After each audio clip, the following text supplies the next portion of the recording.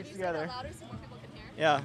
So if you're open carrying today and there's room, please come up here and kind of stand behind us so we have a nice backdrop showing all the support we have today.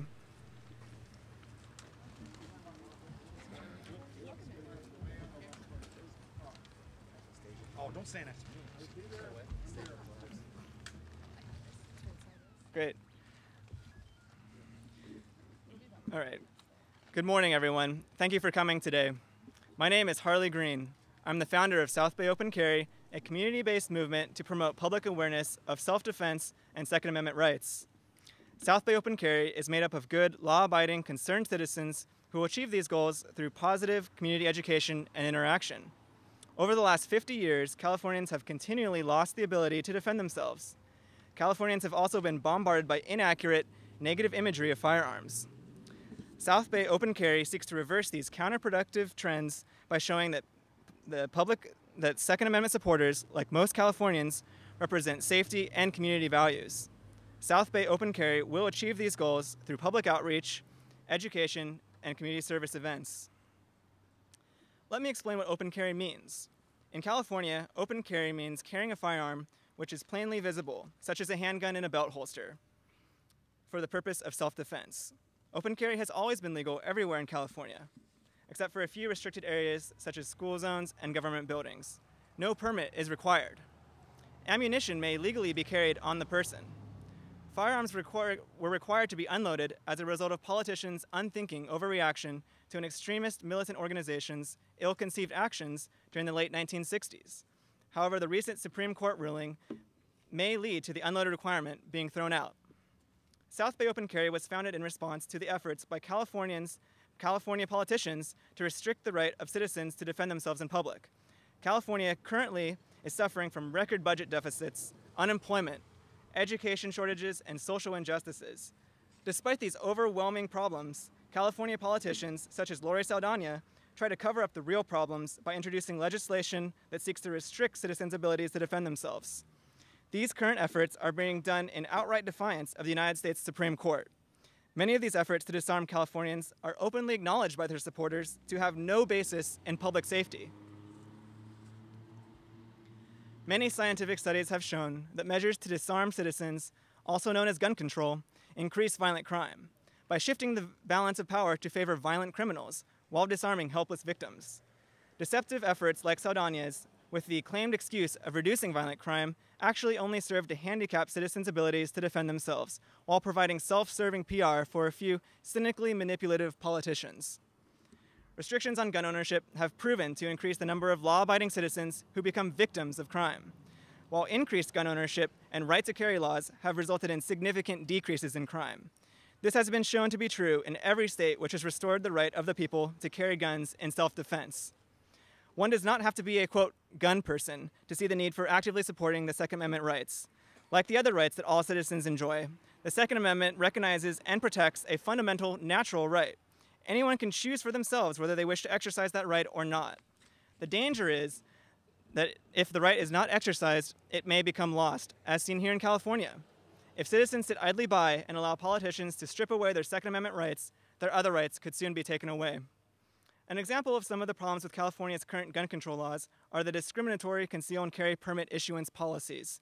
The 40 states where the government is required to issue concealed and carry permits enjoy some of the lowest crime rates. Conceal and carry permits can be very difficult for the average citizen in California to obtain, especially in Los Angeles County and other urban areas where the need is greatest. As a result, open carry is the only option many Californians have to legally defend themselves in public. California is one of just a few states that severely restricts citizens' abilities to defend themselves in public, while simultaneously stating that the police have no liability for failure to protect. Look at California Government Code Section 845. Not surprisingly, despite all these gun control measures, California still suffers one of the highest per capita instances of violent crime. Gun control laws have a sinister and disreputable history. The original restrictions on gun ownership were designed to disarm newly freed slaves. Right up to the present, gun control laws continue to be developed with the intent to disarm, quote, dangerous, scary minorities and the poor.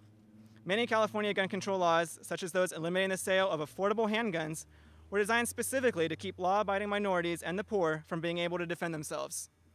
Recently, the U.S. Supreme Court ruled that the Second Amendment, which reaffirms citizens' right to bear arms, applies directly to state and local municipalities. As a result, many, if not all, of the gun control laws in California are now unconstitutional. Those cities and counties that continue to enforce these laws will soon be challenged and brought into compliance with the Second Amendment at a great cost to taxpayers. This Supreme Court ruling reaffirms the rights we all share to defend ourselves and gives us hope as citizens in California can soon enjoy equal protection under the law to legally defend themselves. As I mentioned, one result of the recent Supreme Court decision is that many city ordinances that restrict firearms will soon have their constitutionality challenged. South Bay Open Carry realizes that cities and states have severe budget deficits. So we are offering to work closely with city leaders to revise their municipal codes and police manuals to come into accordance with the Supreme Court's decision without ruinously expensive legal action. However, for those who wish to defy the Supreme Court, legal action is inevitable. South Bay Open Carry believes that through constructive collaboration, public safety can be improved without costing taxpayers untold millions in legal fees defending unconstitutional laws, or spending even more on police protection than we already do. I urge everyone to put down their stereotypes and prejudices regarding the Second Amendment and spend a few moments researching the facts. I am confident that anyone who honestly investigates the history and results of gun control will agree that standing up for the constitutional right to bear arms is in everyone's best interest. To learn more about our Second Amendment rights, the truth about gun control, and South Bay Open Carry, visit our website, www.southbayopencarry.org. Thank you.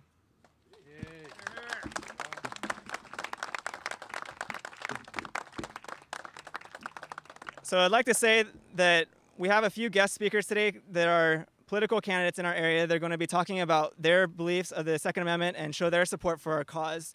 And before they do that, I just want to mention that what we're doing today. Today we're holding this first press conference and then a community service event.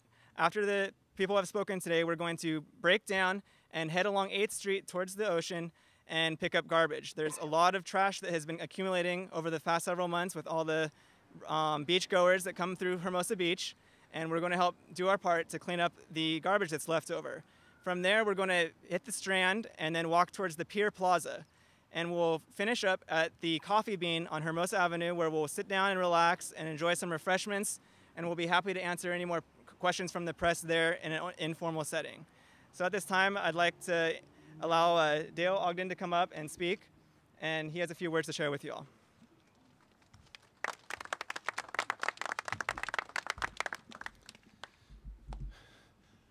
Good morning, everyone. My name is Dale Ogden, and I'm the Libertarian candidate for Governor of California.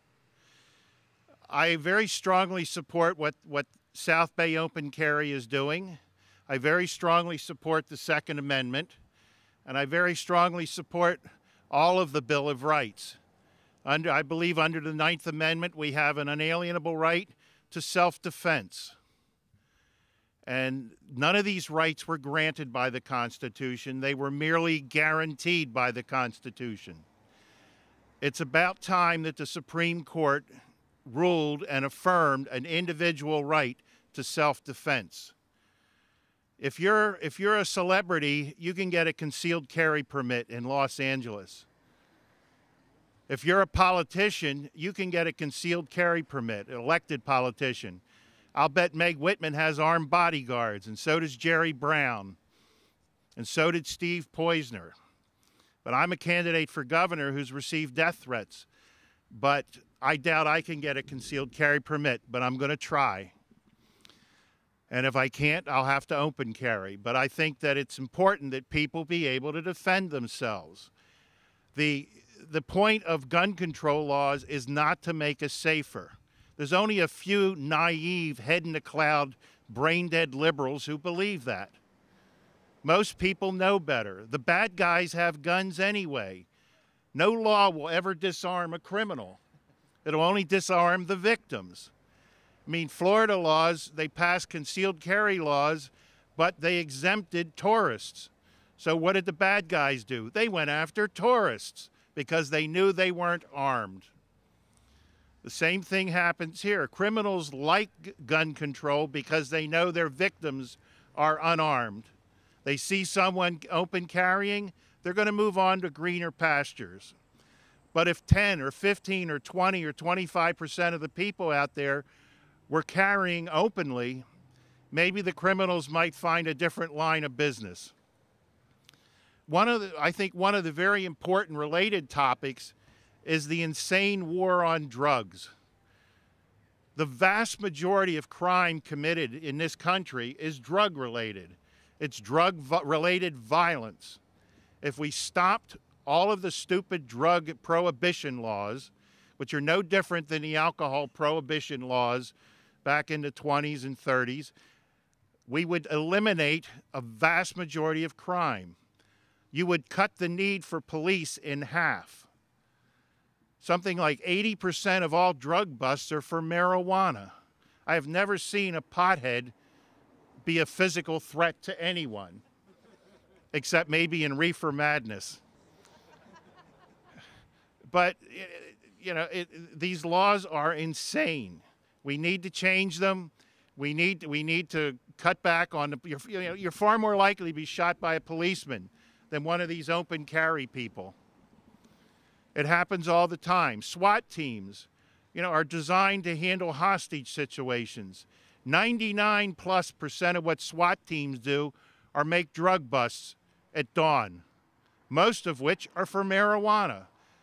They go crashing into a house, they scream police, batter the door down, run in, guns drawn, and people get killed. Sometimes they find minute amounts of pot. Sometimes they go to the wrong address. The Reason Foundation has countless stories of these SWAT teams harming innocent people or going in and finding, an eighth of an ounce of marijuana, and half the time not even charging anyone.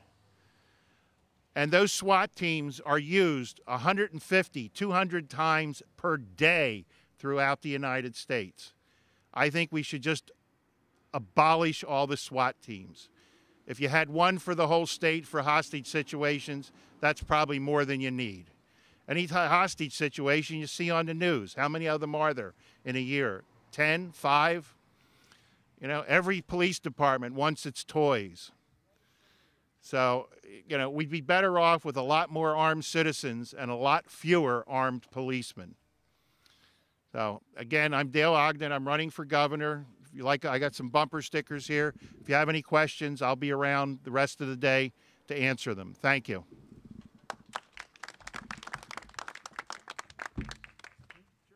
Thank you, Dale. Next up, we have Ethan Muslin. Sorry about that. Thanks. Welcome, Ethan.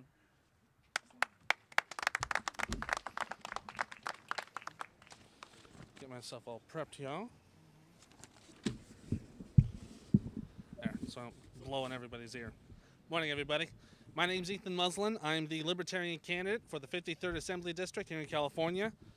I'm also, as far as I'm concerned, as far as I've known, the only candidate from any party who is out here today to support this event, and not just support it as in talk and run, just say what I believe in and then disappear, but to actually take part in this expression of the First and Second Amendments, and especially the Second Amendment, something that I'm very glad to see the Supreme Court came to the realization that, that whole right of the people to keep and bear arms, it actually means something, people. And thankfully they didn't mix the message and say that we have a right to keep and arm bears. Now, unfortunately, I don't own a registered firearm, but thankfully last night I did manage to get some sort of a substitute. So I'll be doing it in the spirit, thankfully.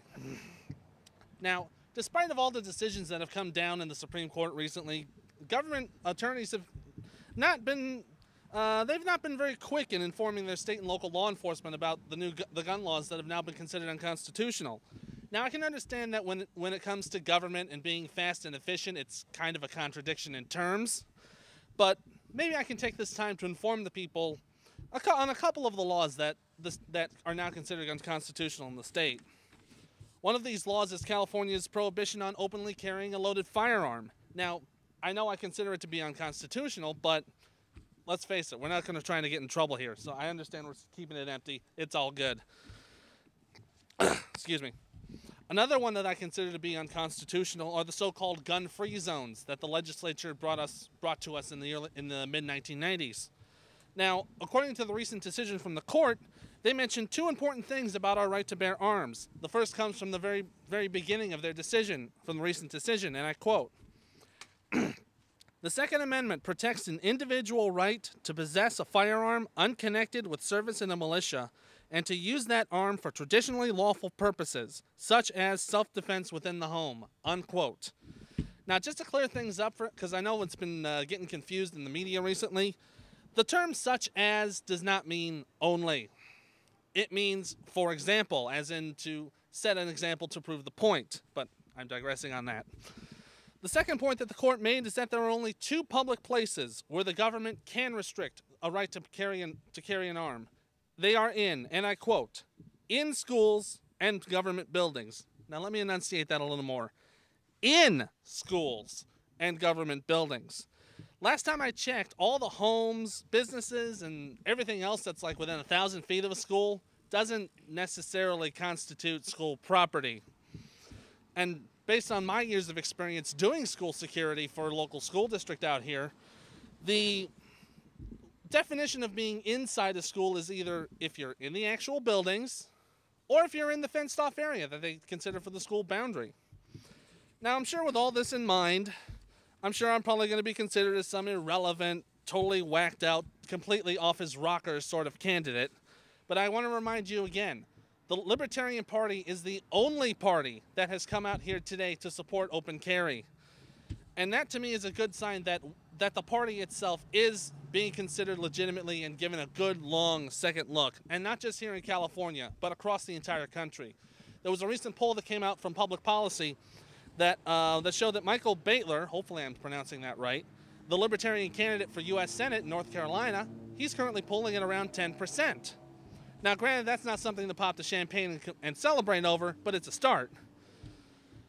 And according to that same poll, he also has the support of over 1/4 of independent voters. Again, nothing to pop the champagne, but still very good numbers. So based on that poll, it wouldn't surprise me if the antipathy toward both parties that are going on down in Tar Heel country are more of a barometer for the entire country and not just some sort of fluke. To sum everything up, I am very honored to have been invited here today to help take part in this event in expressing our rights from the First and Second Amendment in the Constitution. And while, like I showed before, won't be doing both at the same time, it's still going to be in spirit, which is always good. And while I'm at it, I get to be able to help clean up the community, also another plus, to inform people about my campaign and the campaign of South Bay Open Carry, also very good positive things. And probably the most important thing I get to do out here is to have a good time. And I'm sure everybody out here is out here to have a good time too. So hopefully we'll all have that. With that, I am done with my rambling. If anyone is interested in more information about me, you can visit my campaign website at www.vote4ethan2010.com. Also, if you're wanting to ask me any questions about this event, about gun control or other things, or if you just want to give me some comments, or if you just want to wiggle your finger in my face, it doesn't really matter to me. All you got to do is just come up to me, and I'll be totally free to ask and answer any of the questions you may have. Thank you all very much.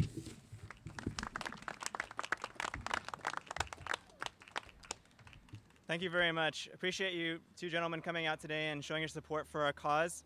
I'd like to remind everyone that South Bay Open Carry is not a political organization. We're not showing endorsement for any particular political candidate. We're showing our support for educating people and our Second Amendment rights. At this time, I want to inform the press that I will have copies of the speech I gave today I can hand out immediately afterwards.